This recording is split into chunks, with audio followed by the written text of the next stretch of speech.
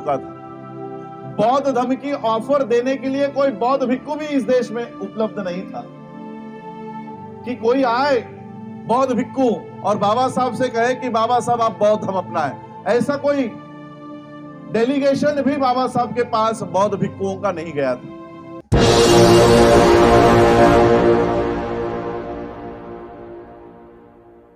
कि आज हम लोग बौद्ध धर्म की इस विशाल संस्कृति को जतन करने का काम हम कर रहे हैं। आज ही के दिन डॉक्टर बाबा साहब अंबेडकर जी ने हम लोगों को हिंदू फोल्ड से, हिंदू धर्म से बाहर निकालकर बौद्ध धर्म में हम लोगों को लाया। लेकिन इस बौद्ध धर्म में लाने का बाबा साहब का हेतु क्या था, ये आज हम लोग भूलते आ रहे हैं, आज हम लोग भूलते जा रहे हैं।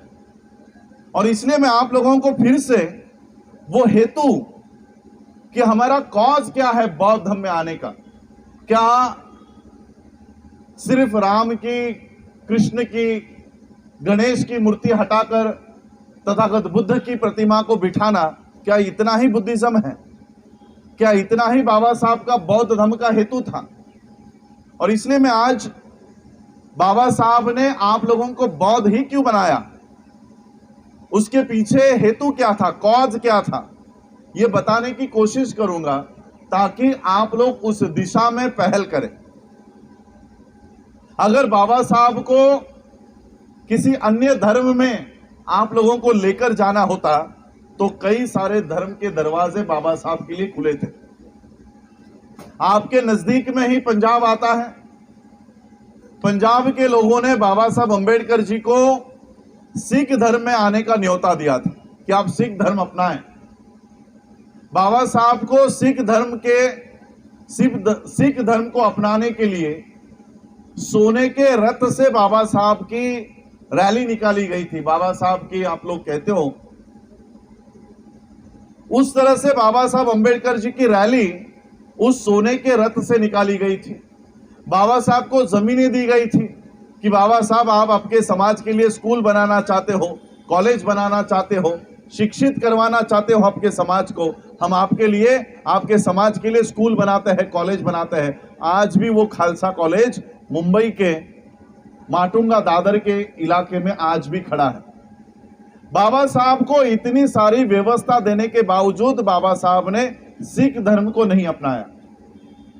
इस्लाम के लोगों ने बाबा साहब को इस्लाम में लाने की कोशिश की कि बाबा साहब आपको जो कुछ चाहिए वो हम देने को तैयार हैं।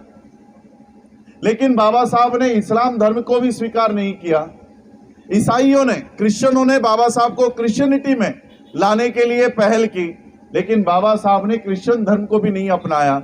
जो धर्म इस देश में नहीं, इस विश्व में पहले से ही एस्टैब्लिश हो चुके थे, उनके संसाधन थे, उनके पास सारे रिसोर्सेस थे, पैसे थे, जमीन थे, सोना था, फिर भी बाबा साहब ऐसे धर्म में आपको लेकर नहीं गए। क्यों लेकर नहीं गए? अब बौद्ध धर्म में आने के लिए किसी ने बाबा साहब को कहा नहीं था कि बाबा साहब आप बौद्ध धर्म में आइए, हम आपको इतने जमीन देंगे, इतने पैसे देंगे, इतना सोना चांदी देंगे। किसी ने कहा था? किसी ने नहीं कहा। और कोई कहता ही कैसे? क्योंकि उस समय बौद्ध धर्म इस देश से समाप्त हो चुका था। बौद्ध धर्म की ऑफर देने के लिए कोई बौद्ध भिक्खु भी इस देश में उपलब्ध नहीं था कि कोई आए बौद्ध भिक्खु और बाबा साहब से कहे कि बाबा साहब आप बौद्ध धर्म अपनाएं। ऐसा कोई डेलीगेशन भी बाबा साहब के पास बौद्ध भिक्खुओं का नहीं गया था। तो जिन्होंने बाबा साहब को बौद्ध धर्म में आने के लिए कभी ऑफर भी नहीं दिया, तो ऐसे बौद्ध धर्म को बाबा साहब ने क्यों चुना है? चार बड़े बड़े धर्म के लोग बाबा साहब को सारी संपत्ति देने के लिए तैयार थे, आपको सारी व्यवस्था देने के लिए तैयार थे, फिर भी बाबा साहब ने आपको उन धर्म के दरवाजे पर नहीं लेकर गए। आज भी मैं पंजाब जाता हूं, नॉर्थ के स्टेट्स में जाता हूं, वहां पर मुझे एक बहुत बड़ी कम्युनिटी दिखाई देती है जो शेड्यूल कास्ट के लोग हैं, जिन्हें आप लोग आज चमार कहते हो। आज उन लोगों ने हिंदू धर्म का त्याग करके वो सिख धर्म में चले गए। कि चलो इस धर्म में समानता है, आज हम सिख हो जाएंगे। लेकिन आज इस देश की ब्राह्मणी व्यवस्था ने सभी धर्मों में घुसपैठ कर ली और वहां पर जाकर भी ऊंच नीच की व्यवस्था कायम कर दी। उस समय बाबा साहब ने मेरे दादाजी को पंजाब में भेजा था कि जाओ और सिख धर्म में किस तरह का बर्ताव होता है, किस तरह का आचरण होता है, इसका पता करवाओ, इसका पता लगवाओ। और जब मेरे दादाजी पंजाब में गए, वहां पर पता चला कि अनुसूचित जाति की या निचले जाति के लोग अगर सिख धर्म में आते हैं तो उनके लिए अलग से व्यवस्था है। उनके गुरुद्वारा अलग है, उनके प्रवेश द्वार अलग है, उनके खान पान की सिस्टम अलग है। मेरे दादाजी ने बाबा साहब को यह आकर बातें बताई कि हमें वहां पर गैर बराबरी की, वहां पर हमारे साथ बर्ताव किया गया और वहां पर पता चला कि जो लोग अनुसूचित जाति के या निचले जाति के लोग इन धर्मों में जाते हैं, वहां पर उनके जाति की आइडेंटिटी मिटाई नहीं जाती। और आज पंजाब के लोग इसी समस्या से जूझ रहे हैं। मेरे पास कितने सिख धर्म के लोग भी आते हैं, वो भी मुझे कहते हैं कि हमारे धर्म में इस तरह से घुसपैठ हो गई है। आज एससी के लोग अगर सिख बनते हैं तो उनको रविदासिया सिख कहा जाता है, मजहबी सिख कहा जाता है। इस तरह से अलग अलग धर्मों के अलग अलग जाति के लोग अगर सिख धर्म में जाते हैं फिर भी उनकी जाति की आइडेंटिटी कायम रहती है। साउथ में जब मैं काम करता हूं, आंध्र में, कर्नाटक में, चेन्नई में, तमिलनाडु में, वहां पर हमारे लोग क्रिश्चियन धर्म में चले गए। हमारे लोग अनुसूचित जाति के लोग, अछूत कहने वाले, समझी जाने वाले जाति के लोग, उन्होंने क्रिश्चियन धर्म को अपना लिया। उन्हें यह लगा कि आज क्रिश्चियनिटी हमको नजदीक करेगी, हमको अपनाएगी, और वो लोग क्रिश्चियन धर्म में चले गए। आज भी उनकी आइडेंटिटी दलित क्रिश्चियन के नाम से होती है। आज क्रिश्चियन धर्मों में कैथोलिक है, प्रोटेस्टेंट है, दलित हो गए। बाबा साहब ने ये गैर बराबरी की सिस्टम क्रिश्चियनों में देखी, सिखों में देखी, इस्लाम के लोग, आज हमारे लोग इस्लाम में चले गए। आज वो कुरैशी कहे जाते हैं, पसमानदा कहे जाते हैं। यानी किसी भी धर्म में चले जाओ, आपकी जाति की आइडेंटिटी ये मिटाने के लिए तैयार नहीं है। और इसलिए बाबा साहब अंबेडकर जी 1954 के वर्ल्ड फेलोशिप ऑफ बुद्धिस्ट के कॉन्फ्रेंस में एक भाषण करते हुए कहते हैं कि हमारा बौद्ध होने का कारण क्या है, हम बौद्ध क्यों हो रहे हैं। यह कारण सभी बौद्धों को जानना बहुत जरूरी है कि हम बौद्ध हुए क्यों है। क्या सिर्फ 33 करोड़ देवी देवताओं की पूजा हम कर रहे थे, वो बंद करके हमको बुद्धा की वंदना करनी है, नमन करना है, क्या इसलिए हम बौद्ध हुए हैं?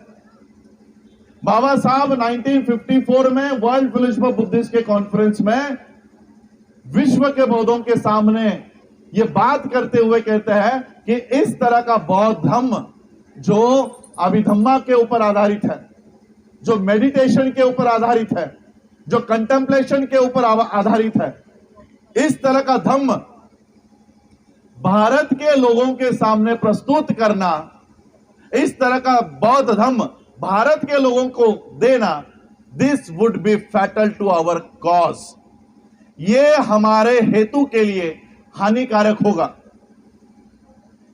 जिस बुद्धिज्म को बाबा साहब कह रहे कि इस तरह का बुद्धिज्म भारत में नहीं लाना चाहिए, क्योंकि हमारा हेतु, हमारा कारण बौद्ध होने का अलग है। आज मैं चाइना में जाता हूं, जापान जाता हूं, वियतनाम जाता हूं, बुद्धिज्म में बहुत बड़े पैमाने पर मेडिटेशन, आप लोग विपश्यना के नाम से इसको जानते हो, आज भारत में इंट्रोड्यूस किया जा रहा है। भारत के लोगों को विपश्यना की ओर लेकर जाया जा रहा है कि आओ विपश्यना के माध्यम से बौद्ध धर्म से जुड़ने का काम करो। विपश्यना बौद्ध धर्म का भाग है, मैं इसको इनकार नहीं कर रहा। मेडिटेशन बुद्धिज्म का पार्ट है, लेकिन बाबा साहब कहते हैं इस तरह का बुद्धिज्म भारत के लोगों को देना यह हमारे हेतु के लिए हानिकारक है। तो फिर बाबा साहब का हेतु क्या है? बाबा साहब कहते हैं क्या बुद्धा ने कभी कोई नैतिक चीजें बताई नहीं? हम भारत में ऐसे बौद्ध धर्म को पुनर्जीवित करना चाहते हैं जो मॉरलिटी के ऊपर यानी नैतिकता के ऊपर आधारित हो, जब समता के ऊपर आधारित हो, जो बंधुभाव के ऊपर, भाईचारे के ऊपर आधारित हो। बाबा साहब ने आपको बौद्ध क्यों बनाया है, इसका एक क्रोनोलॉजी में हम लोग देखते हैं। 1949 में 26 नवंबर 1949 को बाबा साहब अंबेडकर जी ने इस देश को संविधान निर्माण करके दे दिया। संविधान देते समय बाबा साहब को यह अंदेशा था कि यह संविधान तो इस देश का ही नहीं, इस विश्व का सबसे बढ़िया संविधान है, लेकिन जिनके हाथों में है, जिनके हाथों में जा रहा है, वो लोग देश को संविधान पर नहीं चलाएंगे, संविधान के अनुसार नहीं चलाएंगे। और इसलिए बाबा साहब ने कहा कि इस देश का संविधान कितना ही बढ़िया क्यों ना हो, चलाने वाले लोग अगर गलत है तो संविधान किसी काम का नहीं होगा। बाबा साहब को इस बात का अंदेशा हो गया था कि संविधान जिनके हाथों में है वो संविधान चलाने नहीं वाले हैं। 1950 में इस विश्व में एक घटना घटित हो रही थी। 1950 में विश्व के सभी बौद्ध देशों ने एक कॉन्फ्रेंस, एक सम्मेलन आयोजित किया और उस सम्मेलन के लिए बाबा साहब अंबेडकर जी को न्योता आया। और न्योता आने के बाद जब बाबा साहब इस कॉन्फ्रेंस के लिए गए 1950 के, 27 बौद्ध देशों ने मिलकर यह निर्णय लिया कि हम सभी लोग इकट्ठा होकर एक ऑर्गेनाइजेशन, एक संस्था को हम निर्माण करेंगे जो सिर्फ बौद्ध देशों की संस्था होगी।